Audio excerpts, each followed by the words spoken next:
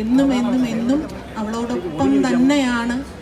എൻ്റെ ശക്തമായ നിലപാടുകൾ ഉറക്കെ പറഞ്ഞുകൊണ്ട് ഒരു ഇൻഡസ്ട്രിയെ മുഴുവനും ശത്രുപക്ഷത്ത് നിർത്തിക്കൊണ്ടാണ് ഞാൻ അവൾക്ക് വേണ്ടി ഒരു ഒറ്റയാൾ പോരാട്ടം നടത്തുന്നത്. എൻ്റെ ഏറ്റവും വലിയ സന്തോഷം, മുൻപ് ഈ വിധിയൊക്കെ വരുന്നതിന് മുൻപ് ഒരു 50% ആളുകളെ അവൾക്കൊപ്പം എന്നുണ്ടായിരുന്നുള്ളൂ. അപ്പോൾ വിധിക്ക് ശേഷം കേരളം മുഴുവനും, കേരളത്തിനപ്പുറത്തുള്ളവരും സ്ത്രീ പുരുഷ വ്യത്യാസമില്ലാതെ അവളോടൊപ്പം നിൽക്കുന്നു എന്നതാണ് ഞങ്ങളുടെയൊക്കെ ഏറ്റവും വലിയ ശക്തിയും ഞങ്ങളുടെ ഏറ്റവും വലിയ ആത്മവിശ്വാസവും.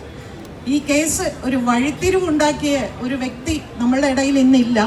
പക്ഷേ ആ വ്യക്തിയുടെ ഭാര്യയാണിത്, ബാലേന്ദ്രകുമാറിൻ്റെ ഭാര്യയാണിത്. പലർക്കും അറിയില്ല.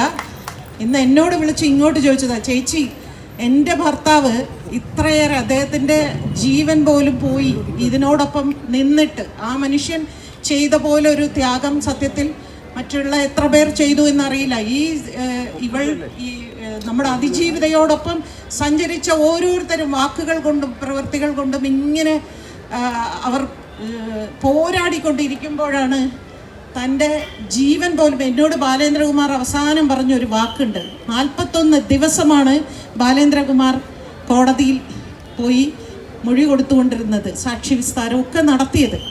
ഈ 41 ദിവസവും ഡയാലിസിസ് ചെയ്തുകൊണ്ടിരിക്കുമ്പോൾ എന്നോട് ബാലേന്ദ്രകുമാർ പറഞ്ഞത്, ഇത് മുഴുവനും തീർത്തിട്ടേ ഞാൻ ഈ ലോകം വിട്ട് പോവുള്ളൂ ചേച്ചി, എന്നിട്ടേ എൻ്റെ ജീവൻ എൻ്റെ ശരീരത്തിൽ നിന്ന് പോവുള്ളൂ എന്ന് പറഞ്ഞ് ആ ബാലേന്ദ്രകുമാറിൻ്റെ ഭാര്യയാണ്. അവർക്കുണ്ടായ നഷ്ടം വളരെ വളരെ വലുതാണ്.